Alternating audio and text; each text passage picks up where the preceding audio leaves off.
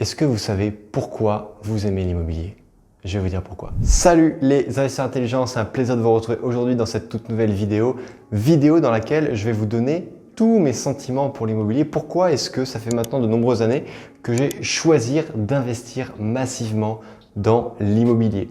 Le premier point, et ça je pense que c'est un point que vous connaissez, vous devez vous y attendre, c'est que grâce à l'immobilier, on peut s'enrichir avec l'argent des autres.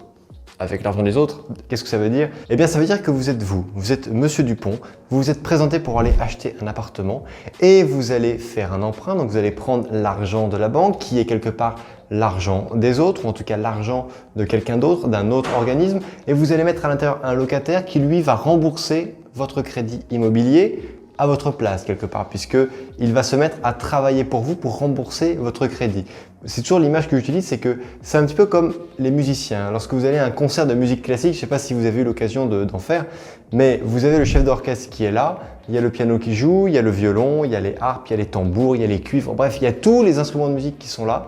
Et le seul qui ne fait pas de bruit, qui ne fait pas de musique dans cette assemblée, c'est le chef d'orchestre. Et lorsqu'il se retourne, eh bien, c'est lui qu'on applaudit. Bien sûr, on applaudit tous les autres musiciens, mais on applaudit principalement le chef d'orchestre. Eh bien, lorsque vous êtes un investisseur immobilier, vous êtes ce chef d'orchestre. Sauf que, au lieu d'avoir des musiciens dans la corbeille, eh bien, ce que vous avez, ce sont banquiers, notaires, artisans, agents immobiliers, le vendeur, bref, tous ces différents acteurs qui font que votre projet immobilier peut fonctionner. C'est cela que l'on appelle s'enrichir avec l'argent des autres. Deuxième chose que l'on utilise en immobilier, c'est le fameux effet de levier. Avec cet effet de levier, ça veut dire que vous appuyez 10 kg d'un côté et vous pouvez soulever 100 kg de l'autre. Ça veut dire qu'en gros, si vous mettez 10 000 € d'apport quelque part, eh bien, vous pouvez, en fonction des banques, en fonction des projets, etc., vous pouvez soulever 100 000, 200 000, 300 000 €.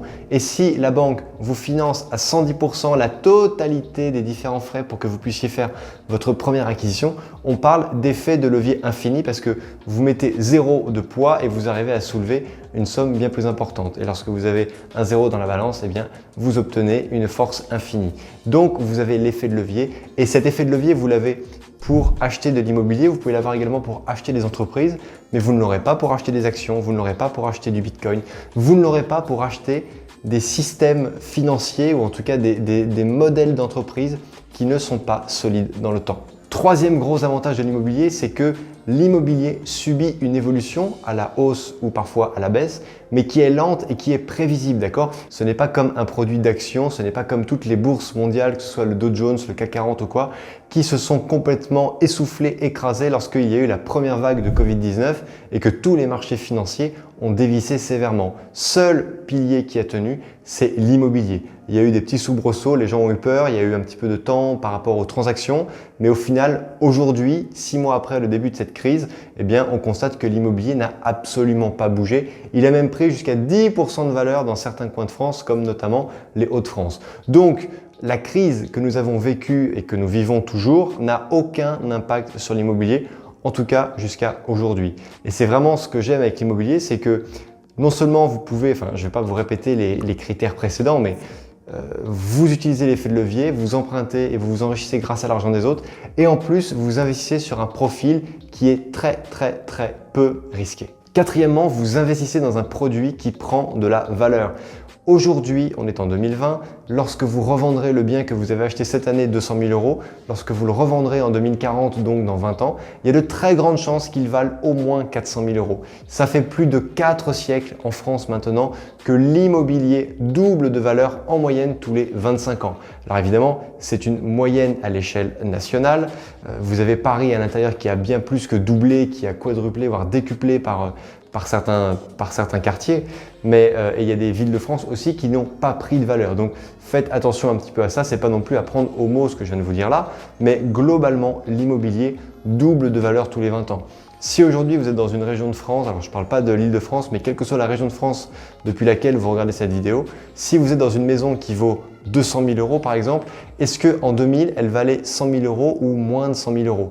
Je vous parie que cette maison valait bien moins que 100 000 € et en 1980 elle valait bien moins que 50 000 €. Donc on voit bien qu'il y a toujours eu un coefficient 2 entre chaque année parce que l'immobilier a tendance à doubler de valeur. Une fois de plus, attention à la région, à la ville, à tous ces paramètres. Cinquième point, l'immobilier est une présence physique, d'accord? Ce n'est pas comme lorsque vous achetez par exemple de la crypto-monnaie ou que vous achetez des actions.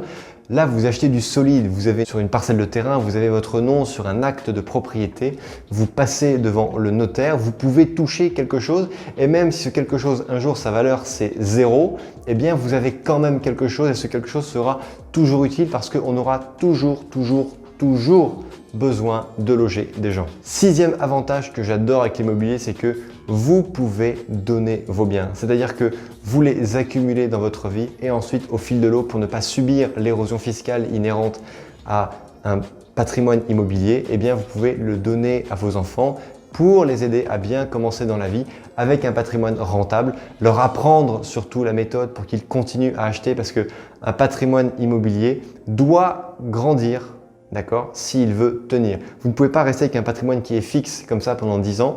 Il est quand même bien de racheter une fois, même si c'est qu'une fois tous les 5 ans ou une fois tous les 10 ans, racheter à chaque fois une place de parking, un appartement, mais soyez toujours sur un mode de croissance de votre patrimoine immobilier parce que si vous êtes dans une tendance inverse et que vous êtes plutôt en mode « allez, on va commencer à vendre », des appartements, etc. Bon, bah là, il y a un petit peu un cercle infernal qui va s'enclencher et vous n'allez pas être sur une pente qui va être constructive. Donc, je vous encourage à faire des démembrements, à séparer usufruit et nue propriété, à garder vous l'usufruit des biens jusqu'à votre décès, mais à donner la nue propriété à vos enfants, petits-enfants, neveux si vous n'avez pas d'enfants mais que vous avez des neveux, ou bref, les enfants de votre meilleur ami si vous n'avez pas de frères et sœurs, si vous n'avez pas de neveux, bref. En tout cas, soyez prévoyants et moi ce que je peux vous encourager, c'est que si vous approchez les 50 ans et que vous commencez à avoir un patrimoine immobilier conséquent, faites un rendez-vous, au moins un rendez-vous tous les 2 ans avec votre notaire pour que vous commenciez à préparer votre succession parce que un jour, vous et moi, nous allons mourir et nous n'allons pas emmener notre patrimoine immobilier sous terre avec nous, ni notre compte en banque. Vous devez donc tout donner de votre vivant et organiser vos partages. Je peux vous assurer qu'il y a des familles qui se battent lorsque les successions ne sont pas préparées et sont mal faites et ça vient pulvériser des familles. Donc faites tout ça de votre vivant en toute transparence si vous voulez vraiment que tout ce que vous avez construit dans votre vie, que ce soit votre famille ou votre patrimoine, que tout soit préservé une fois que vous aurez fermé les yeux. Et enfin, le dernier point, c'est que pour moi, l'immobilier, c'est bien meilleur qu'une retraite. Aujourd'hui, on est en pleine négociation pour tout ce qui est retraite, etc. Moi, ça ne m'est jamais arrivé aujourd'hui de compter mes trimestres de cotisation, quoi, parce que je ne veux pas de cette retraite du gouvernement. Je n'attends pas en fait par rapport à ça. Je n'ai confiance qu'en moi et qu'en mes projets. Donc, je travaille, je mets beaucoup de côté, j'ai mes investissements immobiliers et ce qui me rapporte aujourd'hui 3 000 € de loyer me rapportera peut-être 10 000 € de loyer lorsque j'aurai, je sais pas moi, 40 ou 50 ans de plus. Donc, ce sera très certainement suffisant pour tout ce que j'aurai et en plus d'avoir des loyers qui sont nets, je n'aurai plus aucun crédit dessus. Donc en cas de coup dur, j'aurai toujours le loisir de me séparer d'un bien immobilier, de me refaire en termes de capital, pourquoi pas pour réinvestir, etc., etc. En tout cas, lorsque vous cotisez pour une retraite, tous les mois on vous prélève, c'est la différence entre votre brut et votre net, pour cotiser à une caisse de retraite. Mais le jour où vous allez mourir, votre retraite va mourir avec eux. Tandis que si vous cotisez pour rembourser un crédit immobilier, pour gagner des loyers derrière, eh bien, vos enfants vont hériter de ce bien-là et en revanche, ils ne pourront pas hériter de votre pension de retraite du gouvernement. Donc voilà, chers amis, je vous ai donné les 7 points qui doivent vous permettre de choisir l'immobilier. Si vous voulez apprendre l'immobilier, je suis là, je serai toujours là pour vous comme je le suis pour tous mes élèves en formation.